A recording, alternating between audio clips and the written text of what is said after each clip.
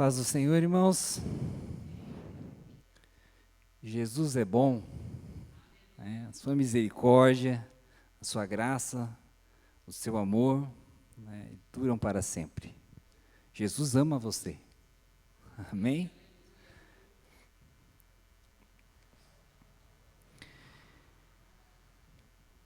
Queria começar esse culto falando que eu estou morto. E você? Como que tá? Não precisa responder, né? Não precisa responder porque tem aquelas pegadinhas de pregador sempre, né? Eu tô morto. E você? Engraçado, né?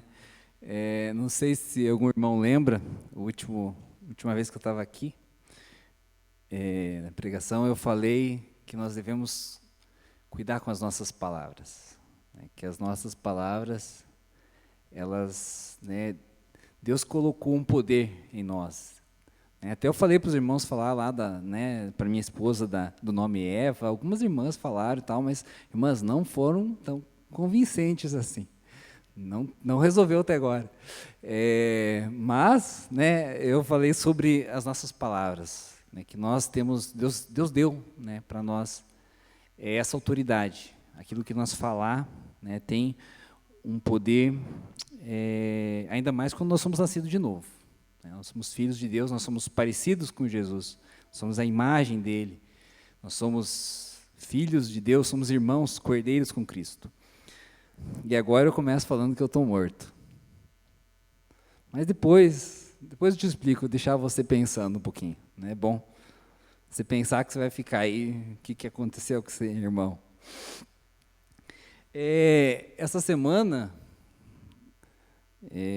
a minha filhinha lá, não a que está na barriga, né? Porque ela só chuta ela nem chuta a minha mão, eu ponho a mão, ela para de chutar. Mas a Ana Sara, ela tirou aquela semana para testar o pai. Quem é pai às vezes sabe como é que é, né? Na realidade, ela é uma bênção, assim, né? Se eu falar assim as coisas que ela fez, fala, nossa, os outros fazem toda semana, né? Mas essa semana ela tirou para testar o pai. Sabe, né, como é que é, aquela semana difícil. Mas, eu estava pensando hoje, Deus, eu já estava com essa palavra no meu coração, né, e eu não tinha entendido o que estava acontecendo. Eu falei, como é que pode uma coisa dessa? Né? Só para contar um caso. Não é nada, né, uma coisa muito pequena. Mas, assim, é uma coisa que nunca acontece. Nunca aconteceu. E essa semana aconteceu. Ela estava na casa da avó, ela derrubou o copo de suco de uva na cadeira. Não é nada. Eu olhei assim e falei, puxa vida, não pode derrubar, né? Derrubou na roupa e tal. A avó lembra, né? Tá, beleza. No outro dia de manhã, eu dou o leite dela. Sabe o que ela faz com o leite? Ela derruba tudo. E era um leite novo lá de arroz, porque ela não pode tomar leite de vaca. Uma gordureba, meu céu. Fiquei lá limpando tempão. Daí ela, papai, quero leite. Eu falei, ai, né? Coração do pai. Na hora eu falei, não vou te dar mais. Aí ela pediu, eu dei de novo. Aí eu sentei do lado, daí ela pegou tudo torto, virou, eu falei, não é assim. Daí ela olhou assim, assim, papai? Eu falei, é assim. Eu olho para o lado, ela derruba no chão, assim, pá! Tudo de novo, né? Nossa, dá aquela... né? Então, é só um exemplo, né? Mas as crianças, né, a Bíblia diz que dos tais é o reino de Deus. Mas, se você olhar um bebê, né... Os bebês, as mães já sabem, tem uma idadezinha, eles já mordem, né? E a maldade, e não é por acidente, não, é por querer, né? A maioria, não estou falando uma vez. A maldade está no coração do ser humano, mesmo pequeno. Eles são inocentes, são uma bênção, né? Jesus amava as crianças, nós também devemos amar, né? Mas o pecado está lá. Nós somos nascidos de novo, nós somos uma nova criação, a Bíblia diz. Nós temos um novo DNA. Nós éramos do velho homem, hoje nós somos uma nova criação. Mas, eu vou te dizer que o pecado ainda está aí nos incomodando, né? Ele está lá, né? É só aparecer uma oportunidade, ele... desperta. Eu quero contar para vocês uma experiência que eu tive quando eu era adolescente. Eu acho que eu já contei isso, mas é uma coisa muito importante para mim e você vai entender depois. Quando eu era criança grande para adolescente, aquela fase esquisita, né?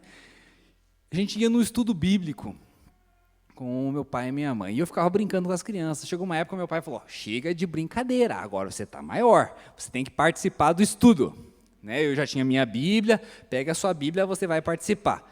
Beleza, eu participava. Só que sabe o que acontecia? Eu ficava quietinho, não falava nada, né? Ficava bem quietinho. E eu muito tímido, irmãos, né? Eu sou muito tímido e eu era jacu do mato, quietinho, não falava nada, aquela vergonha. E, irmãos, eu descobri um segredo, eu deixei minha barba crescer um tempo, não que é muito grande, não é igual a do pastor, mas ela faz um efeito muito especial, porque eu, quando fico com vergonha, eu fico vermelho, sabe? Aquele roxo. E a barba parece que tirou isso, né? Eu não fico tão vermelho. Estou vermelho? Não sei. Mas, né, naquela época, se eu fosse abrir a boca, eu ficava vermelho que nem um pimentão. Então, eu evitava falar no máximo. Mas meu pai falava, você tem que falar alguma coisa no estudo. Você fica só quieto, o pessoal pergunta, você não fala nada. Vai eu no estudo lá e resolvo fazer uma pergunta. Vocês já estão rindo, né? Resolvo fazer uma pergunta, eles estavam estudando as cartas de Paulo, eu não lembro qual carta que era, nem qual texto que era, mas sei que eu fui e fiz uma pergunta, e aquele dia o dirigente era o principal lá, né, porque era o chefe lá, muito inteligente e tal. E eu vou lá e não sei qual situação lá, eu faço uma pergunta, e a pergunta que eu fiz para ele foi assim, o que é ser santo?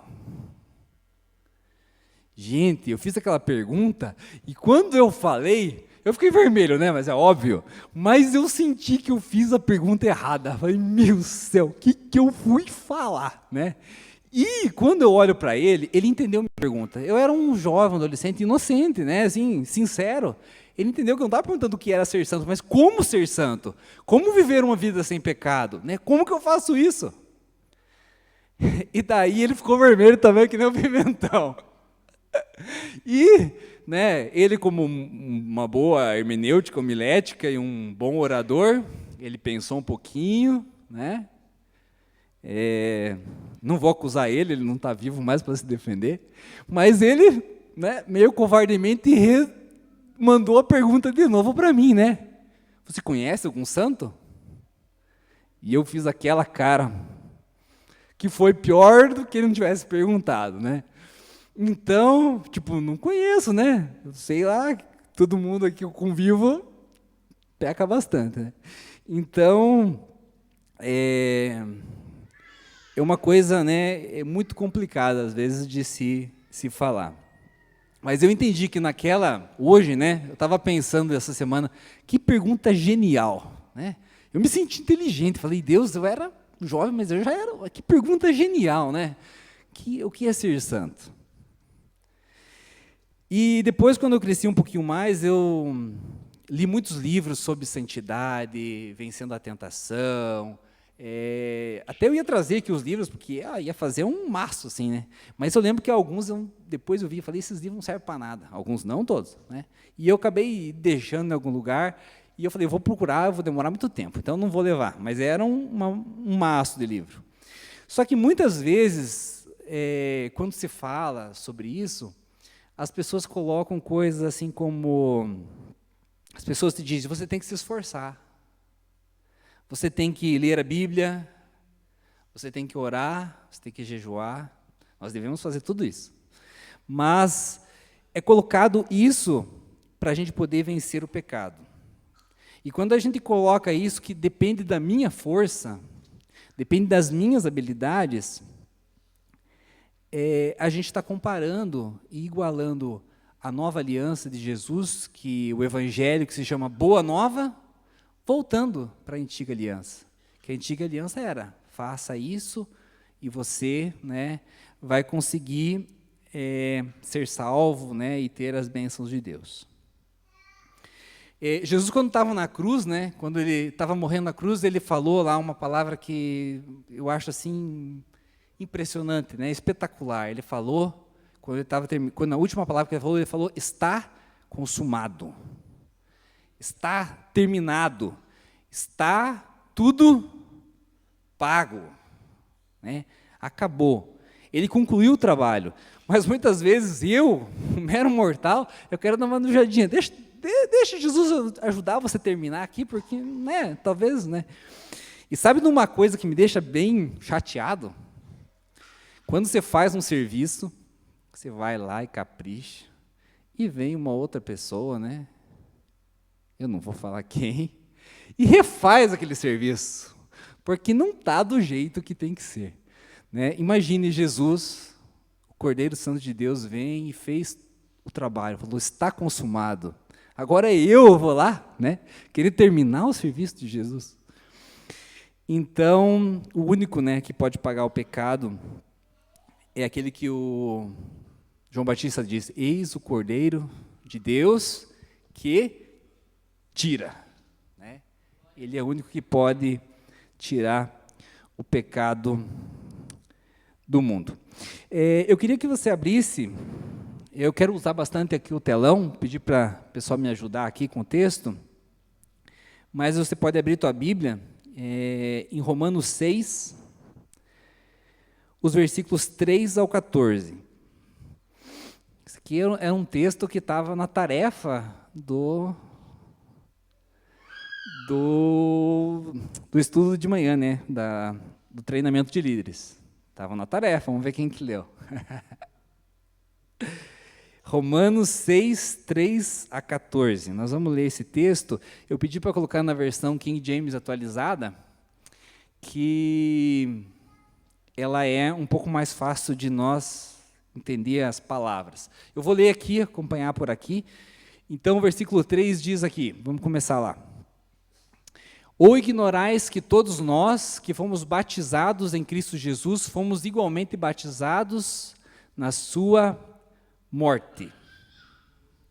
Então, no batismo, né, nós descemos na água, quando a gente desce, morre, depois a gente fica alguns segundinhos lá, nem que seja bem pouquinho, está sepultado, e depois sai da água, né, está ressuscitado. O batismo, ele é uma coisa espetacular, né? Porque ele revela exatamente o que aconteceu com Jesus. Jesus morreu, quando a gente desce nas águas, morreu o velho homem. Né? Quando a gente está lá embaixo da água, sepultado. Ninguém está te vendo, tá? Embaixo da água, dentro, né? E depois você ressurge uma nova criatura. Amém? Vamos continuar aqui? Portanto, fomos sepultados com ele na morte por meio do batismo, com o propósito de que, assim como Cristo foi ressuscitado dos mortos, mediante a glória do Pai, também nós vivamos uma nova vida. Pode continuar? Se desse modo fomos unidos a ele na semelhança da sua morte, com toda certeza o seremos na semelhança da sua ressurreição. Pois temos conhecimento de que a nossa velha humanidade em Adão foi crucificada com ele, a fim de que o corpo, sujeito ao pecado, fosse destruído, para que nunca mais venhamos a servir o pecado.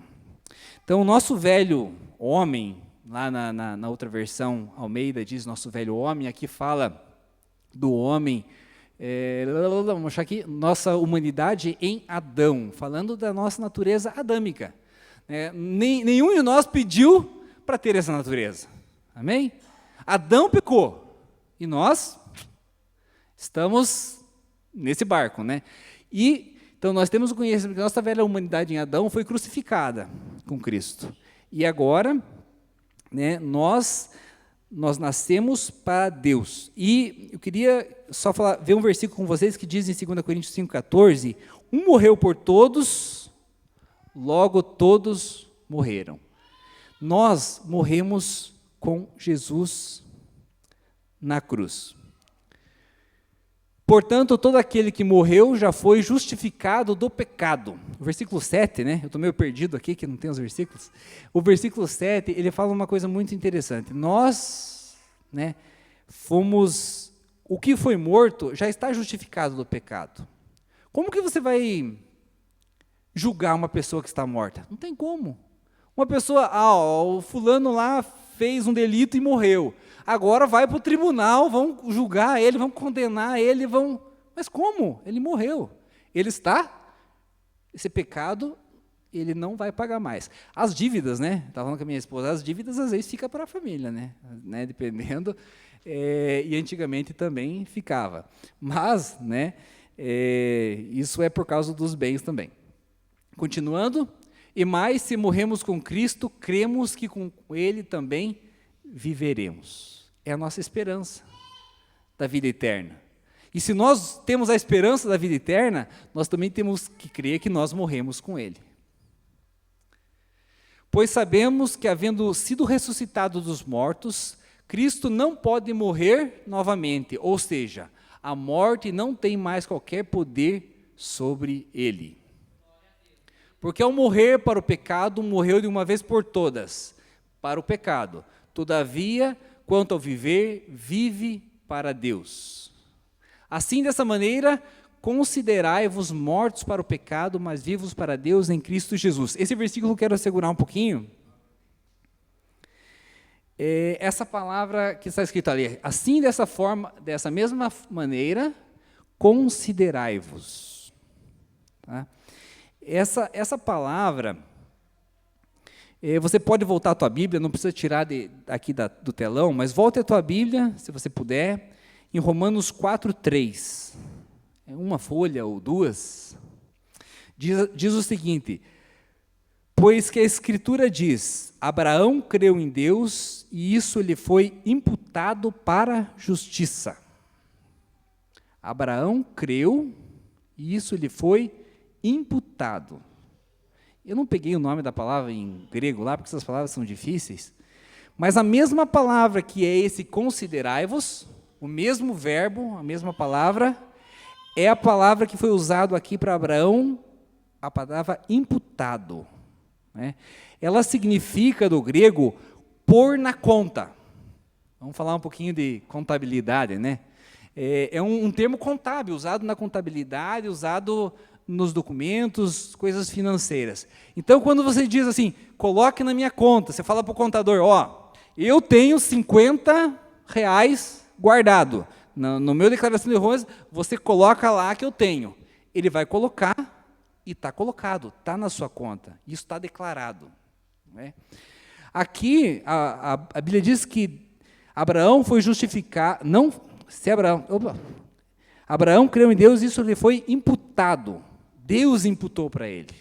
Deus colocou na conta do Abraão. Abraão creu, e Deus colocou na conta dele, você tem justiça, porque ele creu. Isso foi colocado na conta dele. Aqui a Bíblia diz, o verbo é outra conjugação, é nós colocarmos na nossa conta. Então, ali a gente diz, assim, dessa maneira, nós devemos colocar na nossa conta que nós estamos mortos para o pecado. Então, eu ia falar para você, irmão, coloque na sua conta. Né? Considere, você está morto para o pecado. E considere que você está vivo para Deus. Então, nós temos que colocar na nossa conta duas coisas. Que eu estou morto para o pecado e estou vivo para Deus. Assim como Cristo morreu na cruz, né? Morreu por todos os pecados que Ele pagou, morreram na cruz, e a Bíblia diz que nós estávamos com Cristo na cruz. Nós estamos nele. Então, como Abraão, né, foi imputado, foi colocado na conta dele que ele era justo, nós podemos colocar na nossa conta, é o mesmo verbo, a mesma coisa, que nós morremos para o pecado, mas vivemos para Deus. E Abraão, ele tinha a convicção de que tudo que ele tinha, de tudo que ele fazia, era de Deus. A gente vê que quando ele encontrou lá com aquele sacerdote chamado Melquisedeque, que é uma figura de Jesus, ele foi lá e ele entregou o dízimo para Melquisedeque. E o que significa isso? Ele estava entregando 10%, dizendo tudo, que o 10%, né, eu já falei uma vez isso até no retiro, que ele representa o todo. Então, Abraão estava dizendo, tudo o que eu tenho é teu. Abraão sabia que tudo era de Deus. Ele tinha a fé, ele tinha a certeza, né, que tudo que ele tinha era de Deus. E que tudo que ele tinha, que era justiça, as coisas que tinha dado, era Deus que tinha colocado na conta dele.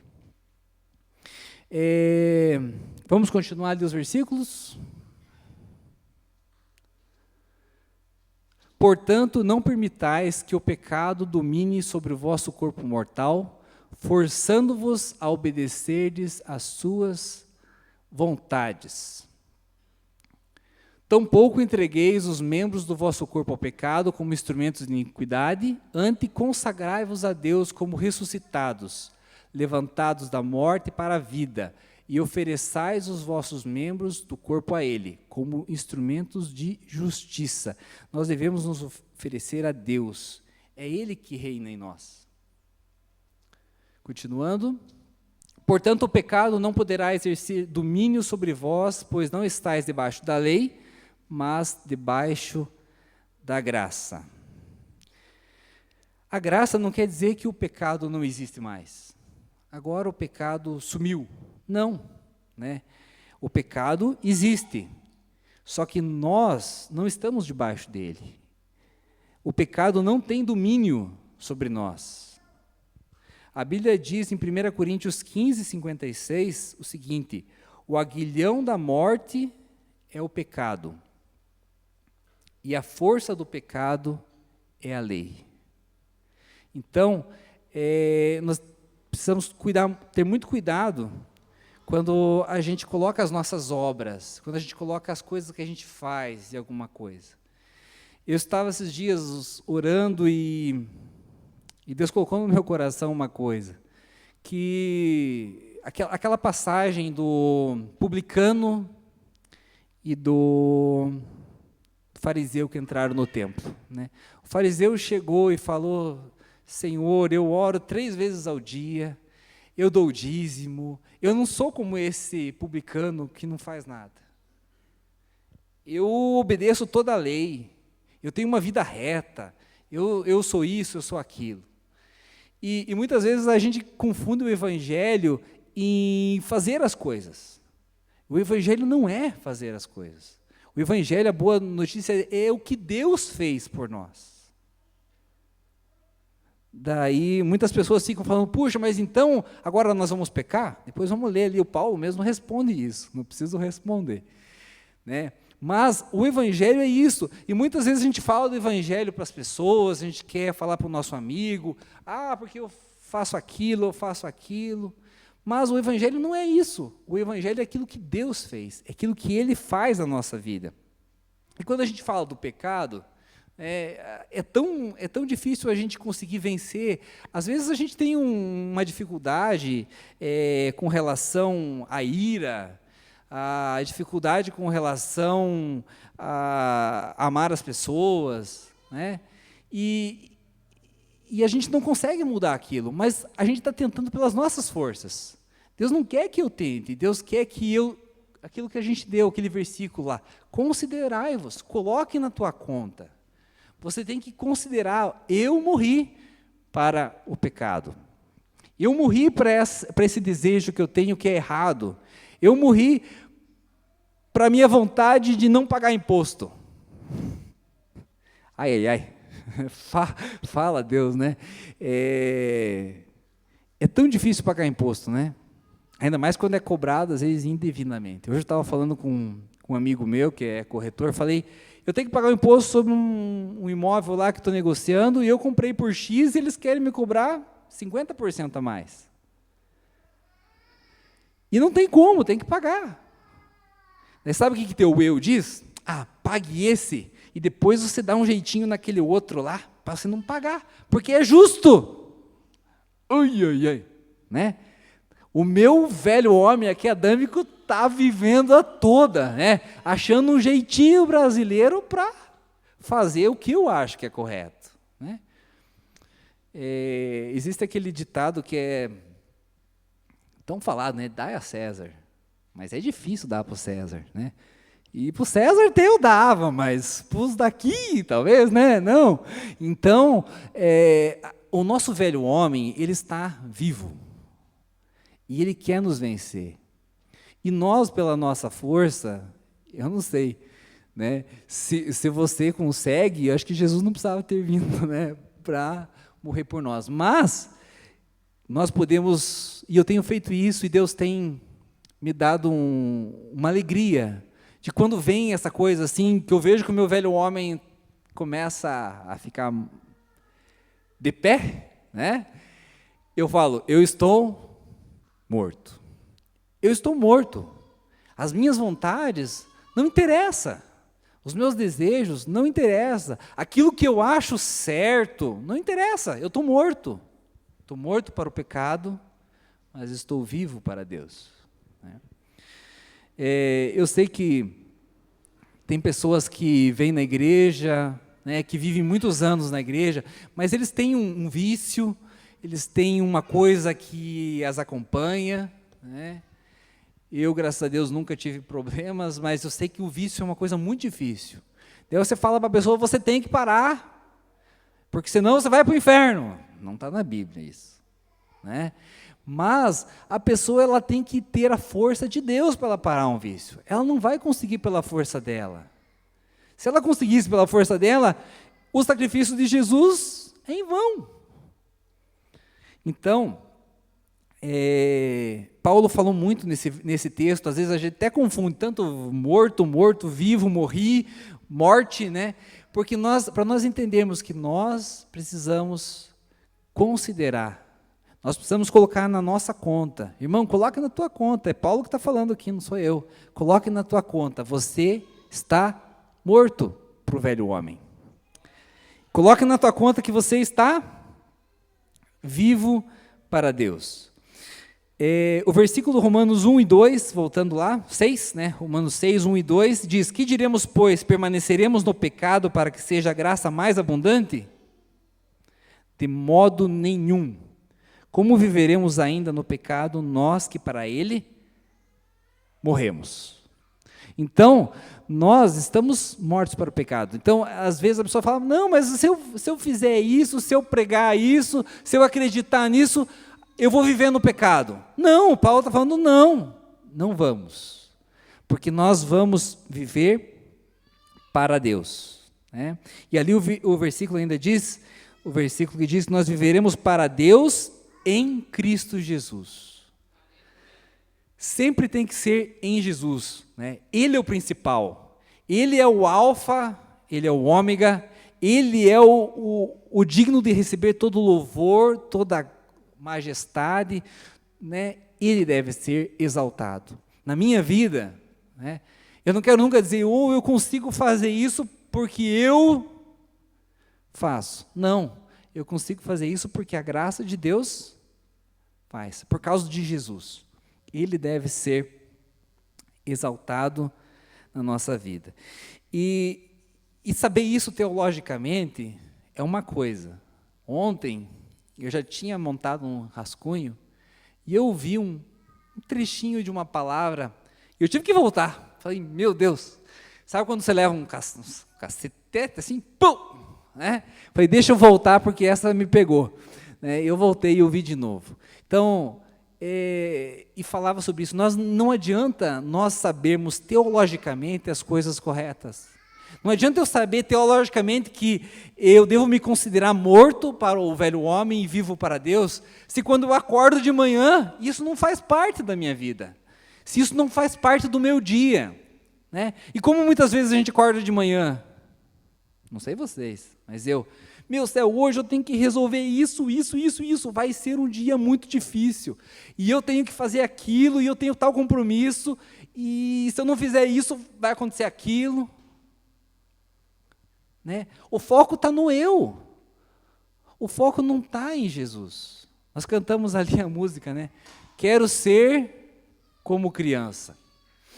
Eu achava antigamente essa música muito exagerada. Falava, Deus, essa música é meio exagerada, né? Sabe aquelas músicas romantizadas, né?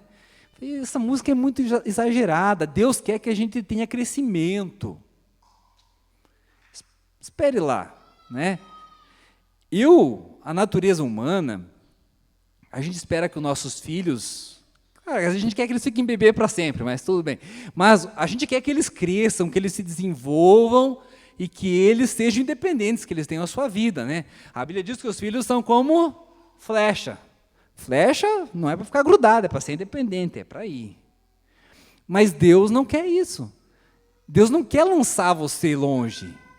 Ele quer você perto, né?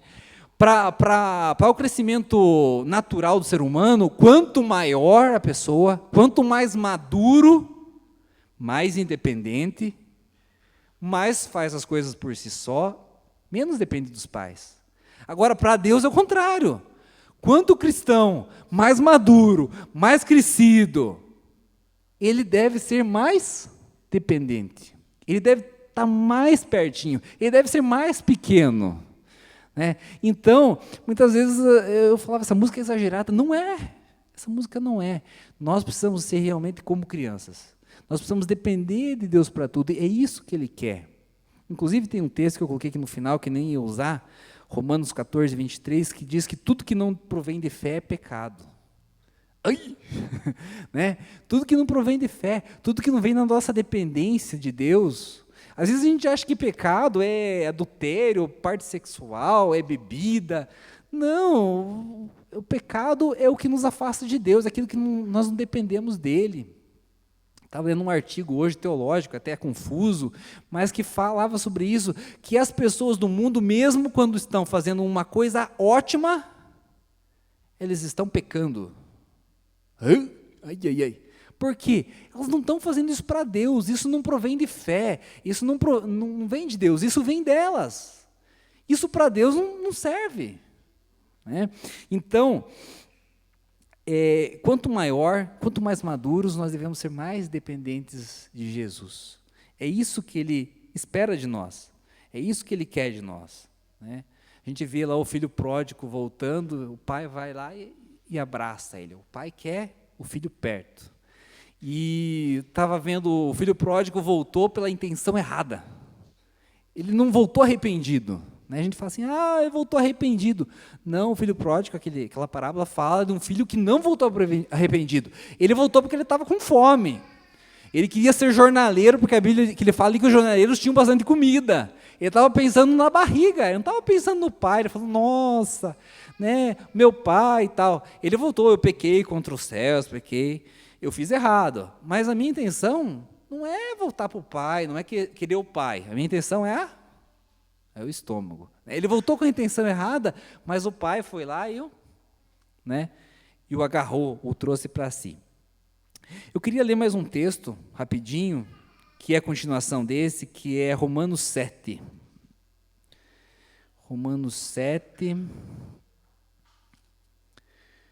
do versículo 2 até o versículo 6. Eu vou ler aqui na minha versão, que é Almeida.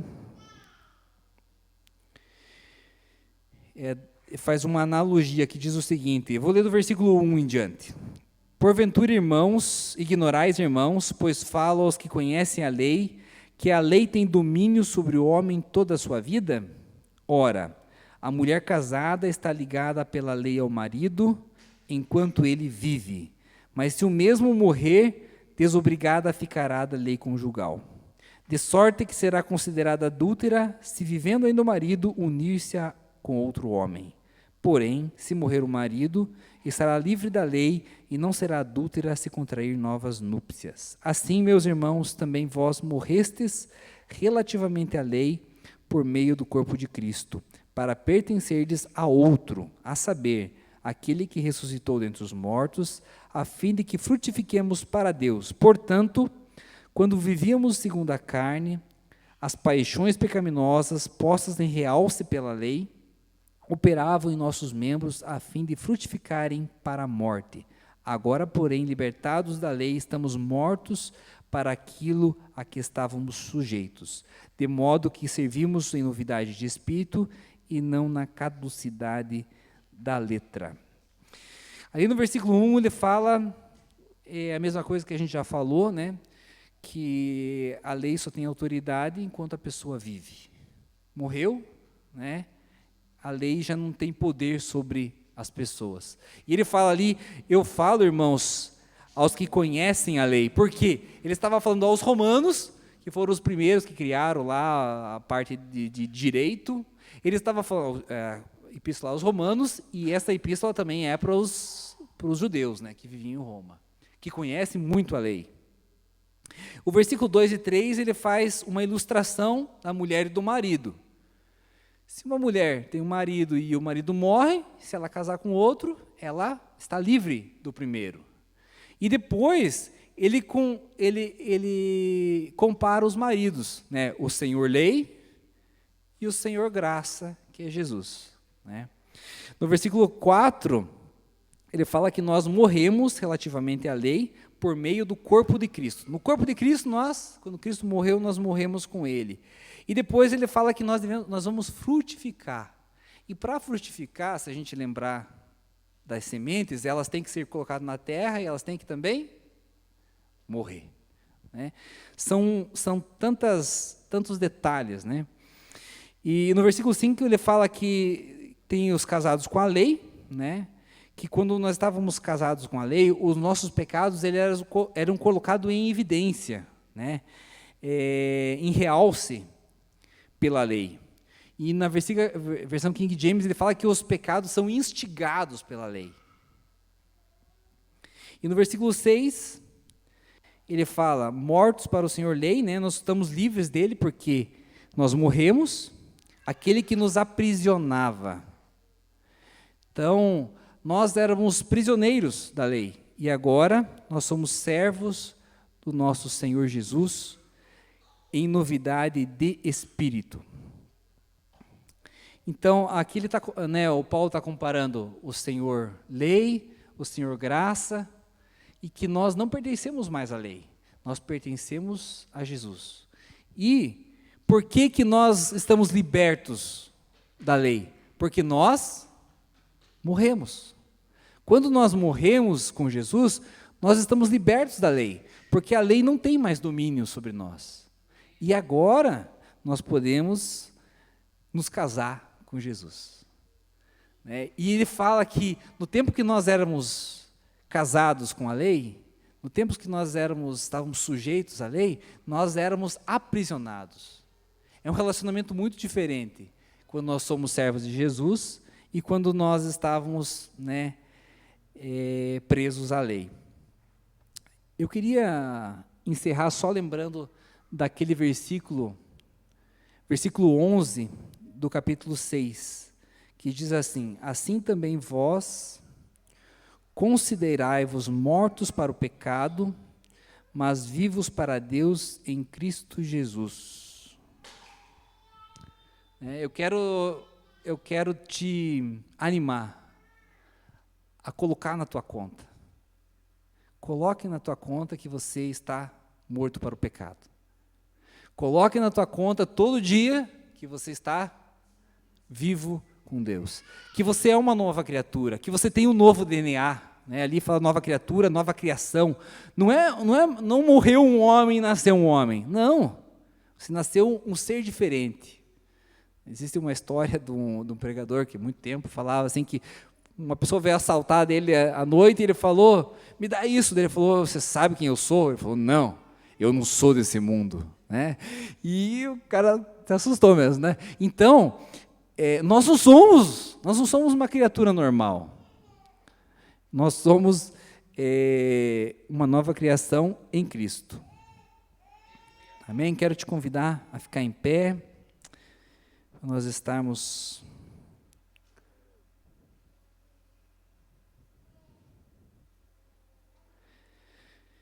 Então, não fique tentando pela sua força. Nós precisamos aprender a entregar as nossas fraquezas para Deus. Aquilo que nós somos.